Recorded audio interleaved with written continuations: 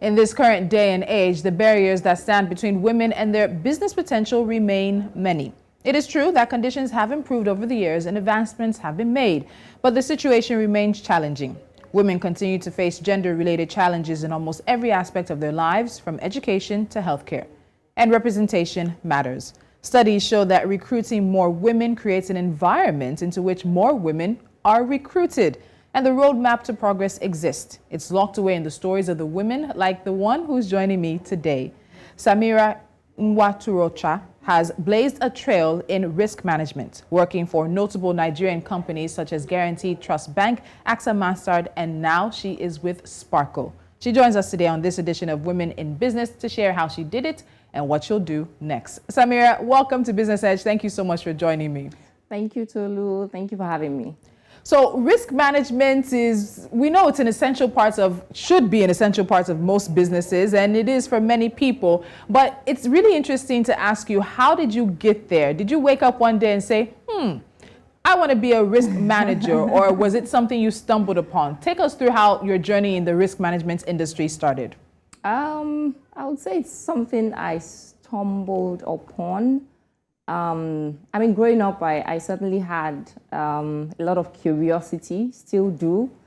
And I think that's, one key ingredient in being a risk manager. I started out studying a BSc in microbiology, and I wanted to go on to do things like, biomedical research, lots of interesting things. I was really fascinated by microorganisms, the fact that they were so powerful and yet so seemingly unnoticed, unseen. But I very quickly realized, after university, we all have these grand ideas. And then, when you come out into the real world, you see that the reality is a bit different. And I certainly found that, I didn't want to be stuck in a lab doing routine, microbiology. And the research opportunities at that time, and I think still are in Nigeria, are not that, many. But I sort of, thought, okay, let me look elsewhere. I'm not sure there was really clear direction. I was just exploring and, looking for what I thought would help me find expression, in what I love to do. My first job post NYC was with an audit and accounting firm, and I think that was certainly pivotal because it was my first introduction into things like, forensic accounting, investigating, researching, deep diving into things. And that was something I was really interested in. I liked that. Then I got an opportunity to go work with Guaranty Trust Bank. And at the time, I think they still do have, an extensive training school program where you go through, lots of financial, accounting, and banking, finance topics. And I found those interesting as well. I started out in marketing, in sales.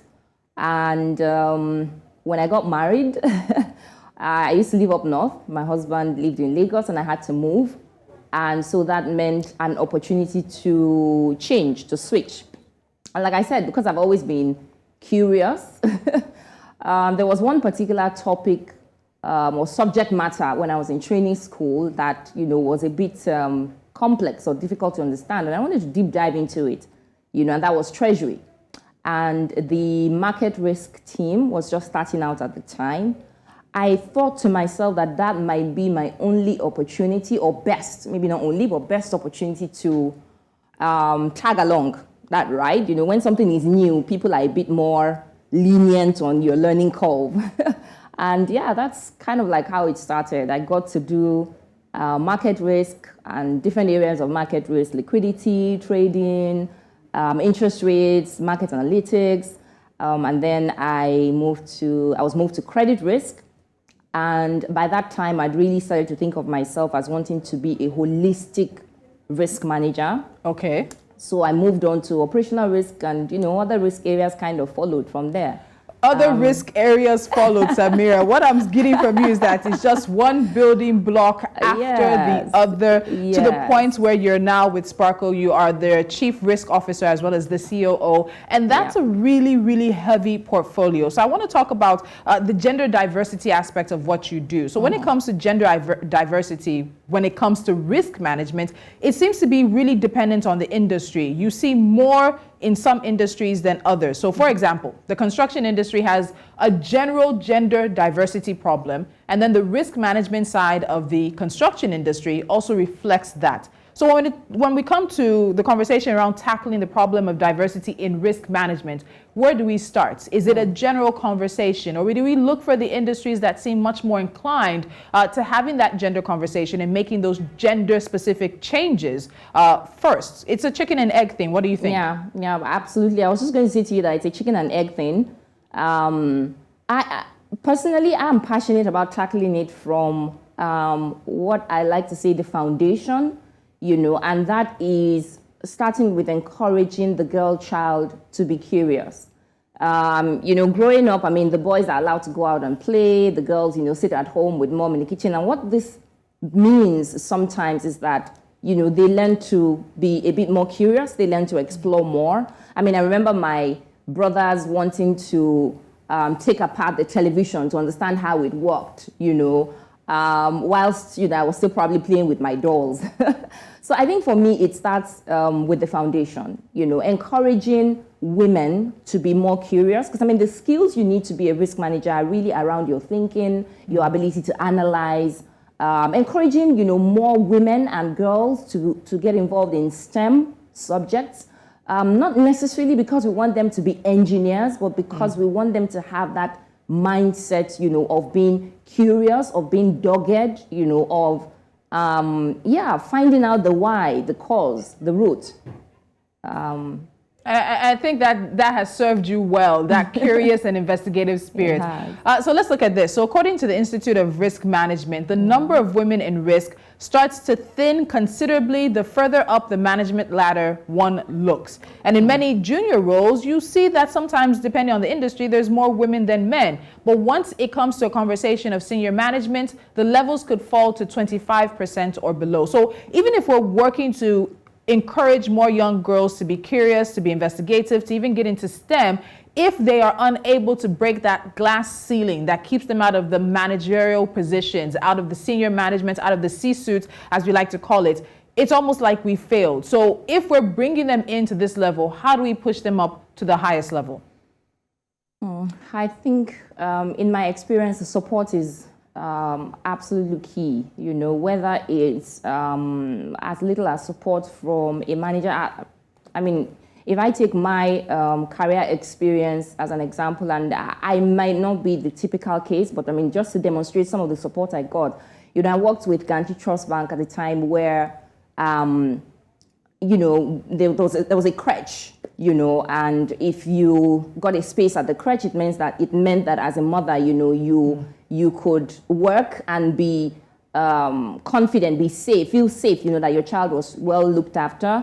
I got to do exclusive breastfeeding for both, my kids. I would remember, dashing out, to go and express and come back and, continue my work. And just being able to balance that was such, an amazing opportunity.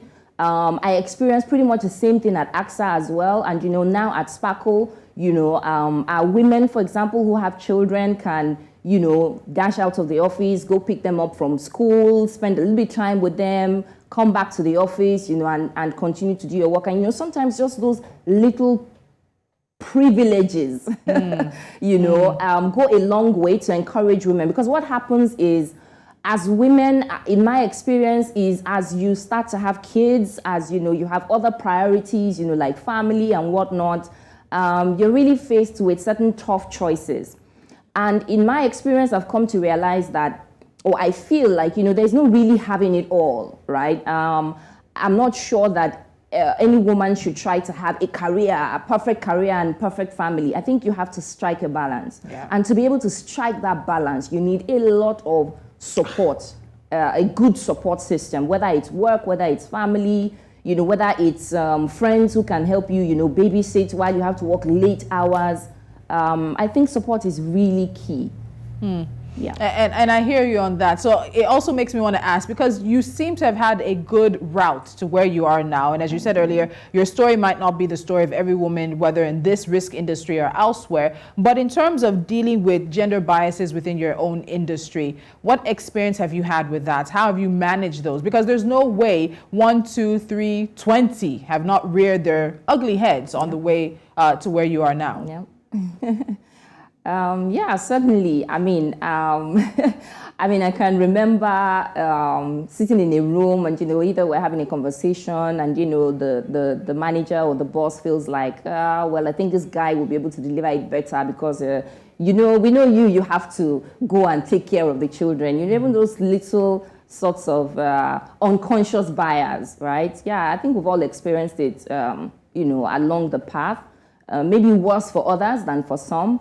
But for me, some of the things that really helped was from the very beginning, I tried to pursue competence, right? Because I really felt very strongly that if you had competence in both the technical and the soft skills as you went along, it will be a lot easier for you to be in the room and stay in the room, right? I learned very early on as well to speak up.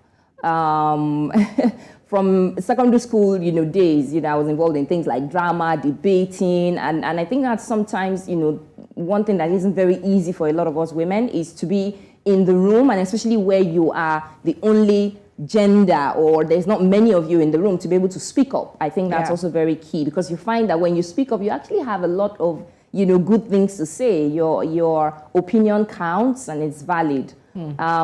And then I think another thing that really has also helped me, even within my industry, is good mentorship and sponsorship. I think that's one thing that a lot of us as women need to leverage on more and be a bit more intentional, about. I was lucky, for me, it kind of happened, shall I say, by chance, but, I realized very quickly the value of that mentorship and sponsorship relationship.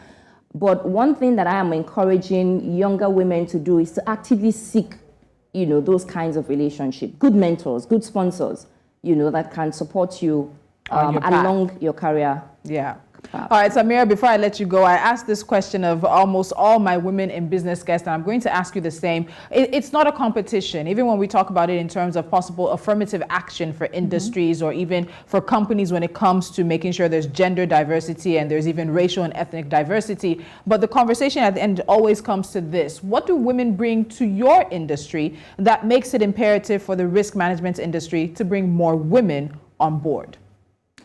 Diversity and inclusion, and I don't mean it like the, cliche diversity and inclusion, because women bring a certain kind of mindset. There's a research by the Journal of Behavior and Organizational Behavior, that suggests that when you ask women in business to make risk decisions, they tend to be a bit more, take a more broader view, holistic picture, whereas, men are psychologically, more direct, for example, in approach. And, what that simply means is that you end up making it more risk-based, because that's really what risk management is about, considering the what-ifs, that could go wrong. And I think that's something that women are really great, at doing. Whether it's from planning a meal to doing the house chores, it's almost, it's been instilled in you to consider so many variables, as you come to a decision. And I think that's one of the great things that women, as a gender, but also as professionals, bring into the industry. And we'll leave the conversation at that. I know we'll have you back, because we also have to talk about risk management for the small business and the large business in Nigeria. And Samira, you are literally the best person for that job. Thank you so much for joining me. Samira Nwaturuocha, the COO and CRO. If you don't know what that is, that's Chief Risk Officer of Sparkle Bank. Thank you for being my guest on Business Edge. Thank you for having me. All right.